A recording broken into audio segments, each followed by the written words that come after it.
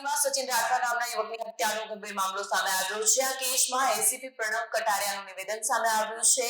Police મુજબ સચિન અને રેખા રાઠવા છેલ્લા 3 વર્ષથી લિવિંગ રિલેશનમાં હતા। રેલવે કોલોનીમાં સચિન રાઠવા નામના યુવકની હત્યાનો ગંભીર મામલો સામે આવ્યો છે। આ કેસમાં એસીપી પ્રણવ કટારિયાનું નિવેદન સામે આવ્યું છે। પોલીસ મુજબ સચિન અને રેખા રાઠવા છેલ્લા 3 વર્ષથી લિવ ઇન રિલેશનમાં રહેતા હતા। પોલીસ તપાસ અનુસાર 30 તારીખે બંને વચ્ચે ઝઘડો થયો। સચિને લગ્ન તોડવાની વાત કરતા રેખા ઉશ્કેરાઈ ગઈ અને ત્યારબાદ તેણે દુપટ્ટાનો ઉપયોગ કરી સચિનની હત્યા કરી હોવાનું બહાર આવ્યું છે। રેખા રાઠવા રેલવેમાં ખલાસી તરીકે નોકરી કરતી હોવાનું પણ જાણવા મળ્યું છે। બંને વચ્ચે ઇન્સ્ટાગ્રામ મારફતે સંપર્ક થયો હતો। સચિન વારંવાર રેખા પર શંકા કરતો, જેના કારણે તેમના સંબંધોમાં તણાવ વધ્યો હતો। આ પરિસ્થિતિમાં રેખાએ હત્યાનો નિર્ણય લીધો હોવાનું પોલીસનું કહેવું છે। પોલીસે જણાવ્યું કે શરૂઆતમાં રેખાએ તપાસને ગેરમાર્ગે દોરવાનો પ્રયાસ કર્યો, પરંતુ બાદમાં સખત પૂછપરછ દરમિયાન તેણે ગુનો કબૂલ કર્યો। હાલ હત્યામાં અન્ય કોઈ વ્યક્તિની સંડોવણી છે કે નહીં તે અંગે તપાસ ચાલુ છે। પોલીસ દ્વારા આગળની કાર્યવાહી હાથ ધરવામાં આવી રહી છે અને કેસની તમામ પાસાઓની તપાસ કરવામાં આવી રહી છે। Bureau report Satya TV news Vadodara. ગત 30 તારીખે મકરપુરા પોલીસ સ્ટેશનને એક રેલવે હોસ્પિટલમાંથી એક જાણ થઈ કે એક યુવક છે સચિન ગણપતભાઈ રાઠવા એ મરણ ગયેલ છે। જ્યાં રેલવે હોસ્પિટલ જ્યારે આપણી મકરપુરા પોલીસ પહોંચી ત્યારે એમના પત્ની હાજર હતા, જે એમના મંગેતર છે, લગ્ન નથી કરેલા।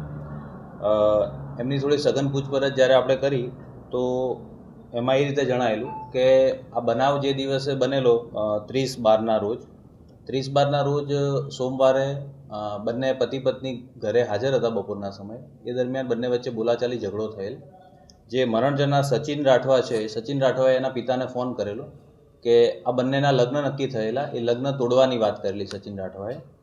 આ લગ્ન તોડવાની વાત જ્યારે કરી તો એની જે મંગેતર છે રેખા, એ રેખાને લાગી આવતા બંને વચ્ચે ઝઘડો થયેલ અને રેખાએ ઘરમાં પડેલા એના દુપટ્ટાથી એનું ગળું ખેંચીને એનું હત્યા કરેલી। એ બાબતે રેખા રાઠવાએ સ્વીકૃતિ આપેલી। ત્યારબાદ આપણે રેખાની વધુ સઘન પૂછપરછ કરી અને આ જે હત્યા કરી એ બાબતે કેમ હત્યા કરવી પડી એ બાબતે એની વધુ પૂછપરછ કરી તો એણે એવું જણાવેલ કે આ જે એનો મંગેતર છે સચિન, એ સતત એના ચારિત્ર પર શંકા કરતો, સતત શંકા વ્યમ કરતો। બંને 3 વર્ષથી એક રીતે લિવિનમાં રહેતા હતા। જે આ રેખા રાઠવા છે એ રેલવેમાં ડીઆરએમ ઓફિસમાં ખલાસી તરીકે એના પિતાની મૃત્યુ થયું એ બાદ એને રેમરાએ નોકરી મળેલી। આ બંને આજુબાજુના ગામડામાં રહેતા હોય, ઇન્સ્ટાગ્રામથી બંનેનો કોન્ટેક્ટ થયેલો અને બંનેને પ્રેમ સંબંધ થતાં સચિન જે છે એ રેખા સાથે જ અહીંયા એના ક્વાર્ટરમાં રહેતો।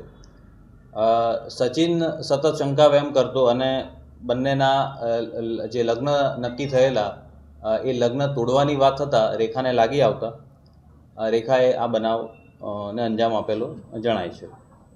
આ ઉપરાંત રેખાના કહેવા મુજબ સચિન જે છે એ સતત એના શારીરિક બીમારી, એને જે રેખા છે એના જણાવ્યા મુજબ એને એક જ કિડની છે અને એનિમિક છે, તો એના શારીરિક બીમારી અને દેખાવ બાબતે પણ સતત એને મેણાટોણા મારતો।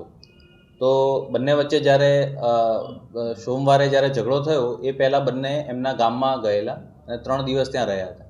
ત્યાં પણ રેખા અન્ય કોઈ પુરુષ સાથે વાત કરતા સચિનને શંકા જતા ત્યાં પણ બોલાચાલી થયેલી અને એ બોલાચાલી જ્યારે સોમવારે મોટું સ્વરૂપ લેતા બંને વચ્ચે વધારે ઝઘડો થયેલો અને ત્યારબાદ આ બનાવ થયેલો હોવાનું જણાય છે।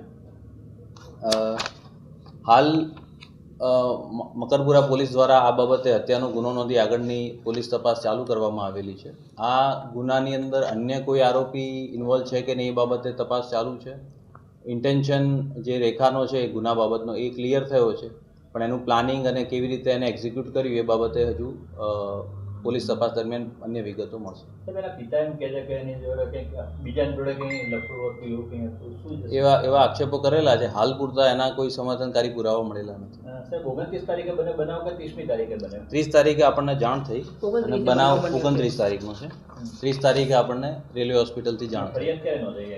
ફરિયાદ આપણે ગઈકાલે નોંધી છે। એક્સિડેન્ટલ ડેથ જે છે એ 30 તારીખે નોંધેલી છે।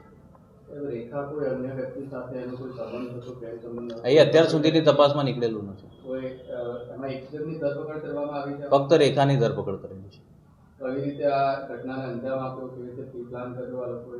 હા, એ જ મેં આપને કહ્યું કે કોઈ પ્લાનિંગ કરેલું હોય એવું જણાતું નથી. જે સચિન છે એ હાલ કોઈ અધિકારીની ગાડીમાં ડ્રાઈવર તરીકે નોકરી કરતો હતો રેલવેમાં, અને એ જ્યારે બપોરે જમવા આવેલો એ જમીને તરત નીકળી જતો હતો, પણ એ ત્યાં ઘરે રોકાઈ ગયો. એને માથું દુખતું હતું એવું રેખાનું કહેવું છે, અને એ વધારે રોકાઈ ગયો. એટલે કોઈ રેખાનું પ્લાનિંગ હોય કે આ સમયે અને આ તારીખે આ હત્યાને અંજામ આપવો એવું કોઈ આમાં પ્લાનિંગ હોય એવું જણાતું નથી. પણ આવેશમાં આવીને ઝઘડાનું સ્વરૂપ મોટું થતાં આ બનાવ બન્યો હોય એવું અત્યાર સુધીની પ્રાથમિક તપાસમાં જણાવ્યું. જે આરોપી છે એ એકલી આ ઘટનાને અંજામ આપી શકે એમ છે હત્યાને? કારણ કે અત્યારે હાલ ફક્ત એક ગુનો નોંધાયો છે જેમાં રેખાની પ્રાથમિક ઇન્વોલ્વમેન્ટ જણાતા આપણે રેખાની ધરપકડ કરી છે. હવે બીજા કોઈ આની અંદર ઇન્વોલ્વ છે કે નહીં એ બધી જ તપાસો એ જ પોલીસ તપાસ હવે કરશે. આગળ કઈ દિશામાં તપાસ કયા કયા પાસાઓ પર થશે?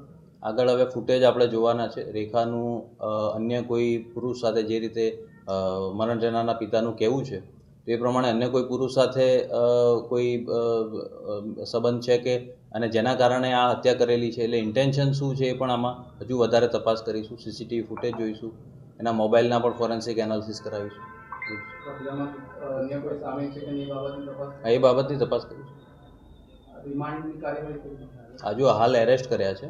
હજુ આપણે એમની જે પૂછપરછ ચાલુ છે, પૂછપરછ દરમિયાન જો કોઈ રિમાન્ડની જરૂરિયાત હશે તો એ પણ માંગીશું. કેટલા સમયથી સાથે રહેતા હતા ને આ પ્રેમ સંબંધ આમનો કેટલા વર્ષથી હતો? છેલ્લા 3 વર્ષથી એ લોકો પ્રેમ સંબંધ છે એમનો, અને 3 વર્ષથી સાથે રહેતા હતા. વચ્ચે જ્યારે અમુક આ એક પ્રેમ સંબંધ હોય, વચ્ચે જ્યારે એમને 1-2 વખત બ્રેકઅપ થયેલું છે ત્યારે આ છોકરો અલગ જતો રહેલો અને પછી પાછો ફરીથી એની સાથે આવેલો. એ રીતે છે. બંનેના પરિવારને જાણ છે કે બંને અહીંયા સાથે રહે છે.